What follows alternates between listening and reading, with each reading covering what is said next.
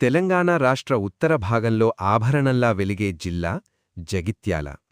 పచ్చని పంట పొలాలు, గోదావరి తీరం, పురాతన దేవాలయాలు, చారిత్రక కోటలు, ఆధ్యాత్మిక క్షేత్రాలు, సాంప్రదాయ సంస్కృతి, కష్టపడే రైతులు ఇవన్నీ కలిసి జగిత్యాల జిల్లాకు ప్రత్యేకమైన గుర్తింపునిచ్చాయి. ఒకప్పుడు కరీంనగర్ జిల్లాలో భాగంగా ఉన్న ఈ ప్రాంతం తెలంగాణ రాష్ట్ర పునర్విభజనలో భాగంగా ప్రత్యేక జిల్లాగా ఏర్పడింది.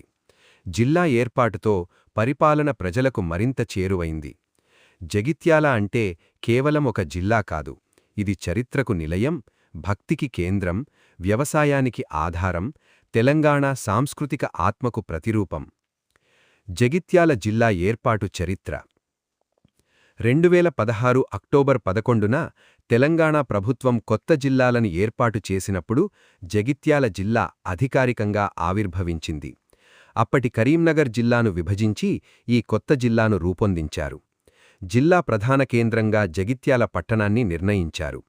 పరిపాలనా సౌలభ్యం కోసం జిల్లాను రెవెన్యూ డివిజన్లు మరియు మండలాలుగా విభజించారు. ఈ జిల్లా ఉత్తర తెలంగాణలో ఒక ముఖ్యమైన వ్యవసాయ మరియు ఆధ్యాత్మిక కేంద్రంగా అభివృద్ధి చెందింది. జగిత్యాల అనే పేరుకు కారణం. జగిత్యాల అనే పేరుకు అనేక కథనాలున్నాయి.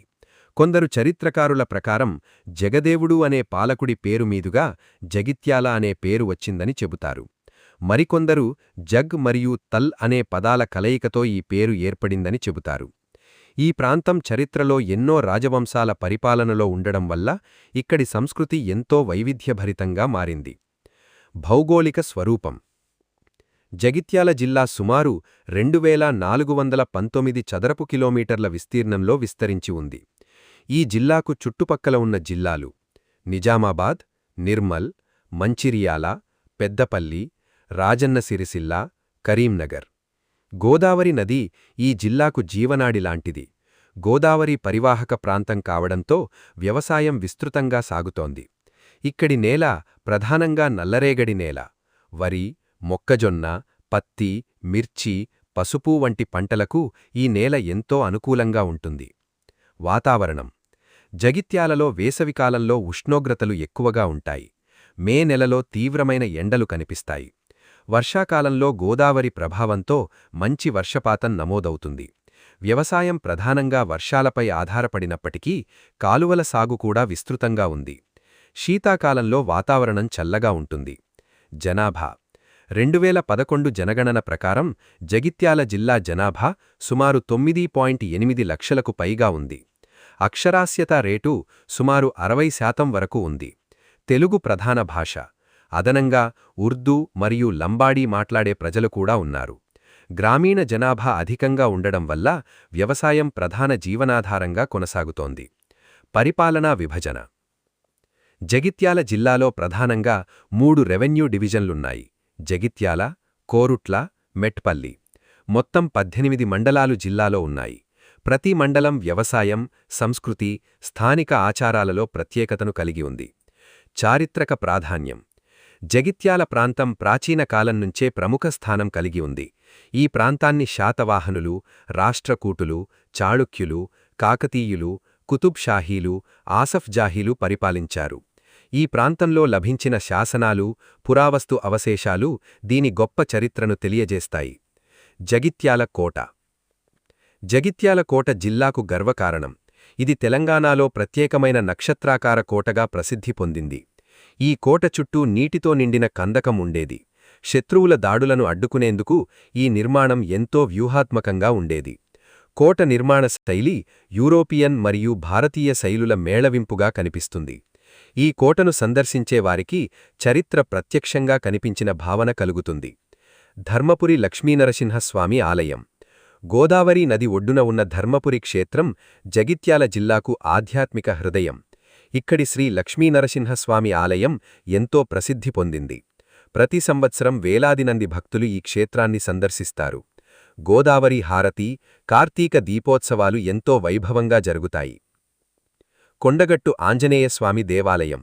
జగిత్యాల జిల్లా ప్రసిద్ధి పొందడానికి ప్రధాన కారణాల్లో ఒకటి కొండగట్టు ఆంజనేయస్వామి ఆలయం.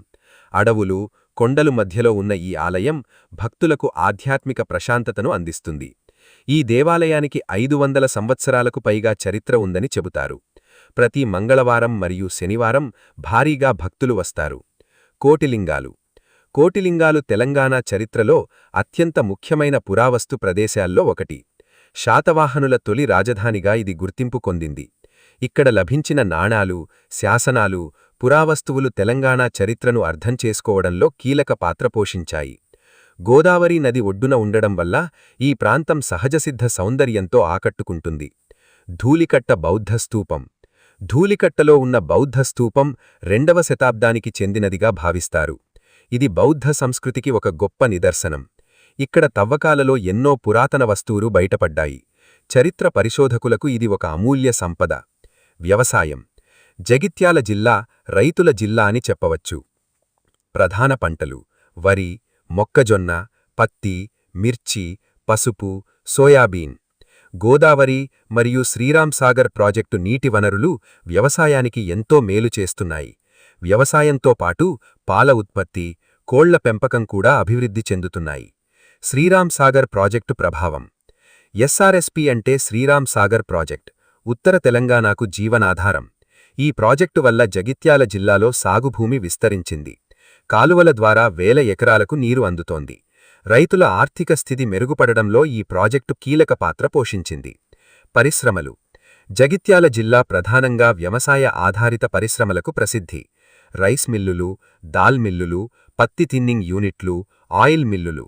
గ్రామీణ ప్రాంతాల్లో చిన్న పరిశ్రమలు స్థానిక ఉపాధిని కల్పిస్తున్నాయి. రవాణా. జగిత్యాల రోడ్డు మార్గంలో మంచి అనుసంధానం కలిగి ఉంది.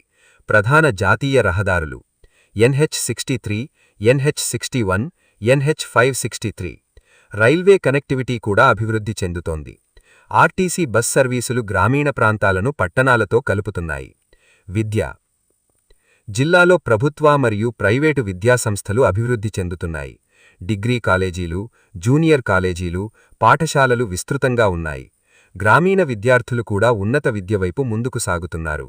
వైద్య సదుపాయాలు. జిల్లా ఆస్పత్రులు, ప్రాథమిక ఆరోగ్య కేంద్రాలు ప్రజలకు సేవలందిస్తున్నాయి.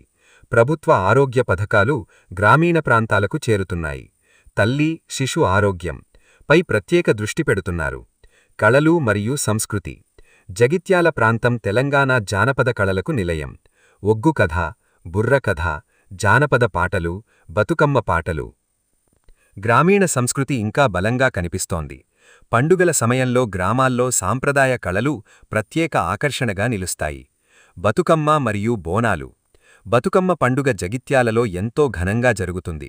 మహిళలు పూలతో బతుకమ్మలను పేర్చి పాటలు పాడుతూ సంబరాలు జరుపుకుంటారు. బోనాలు కూడా భక్తిశ్రద్ధలతో నిర్వహిస్తారు. ఆహార సంస్కృతి. జగిత్యాల వంటకాల్లో తెలంగాణ రుచి స్పష్టంగా కనిపిస్తుంది. ప్రసిద్ధ వంటకాలు సర్వపిండి, సక్కినాలు, జొన్నరొట్ట, నాటుకోడి కూర, పచ్చిపులుసు.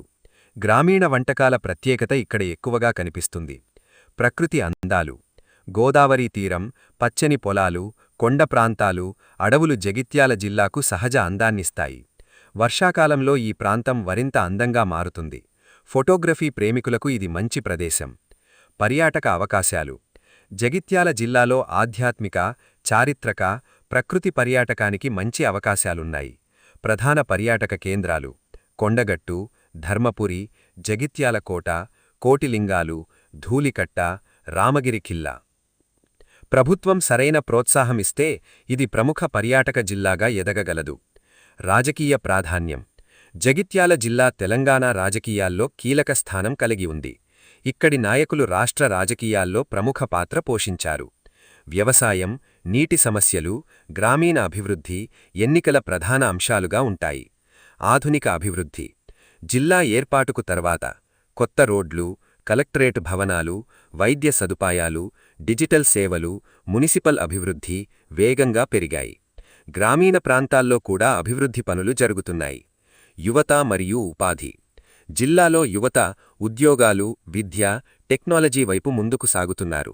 అయితే ఇంకా పరిశ్రమలు పెరగాల్సిన అవసరముంది. నైపుణ్యతి కేంద్రాలు యువతకు ఉపయోగపడుతున్నాయి. మహిళల పాత్ర. స్వయం సహాయక సంఘాల ద్వారా మహిళలు ఆర్థికంగా ఎదుగుతున్నారు. పాల ఉత్పత్తి, కుట్టు కేంద్రాలు, చిన్న వ్యాపారాల్లో మహిళల పాత్ర పెరుగుతోంది.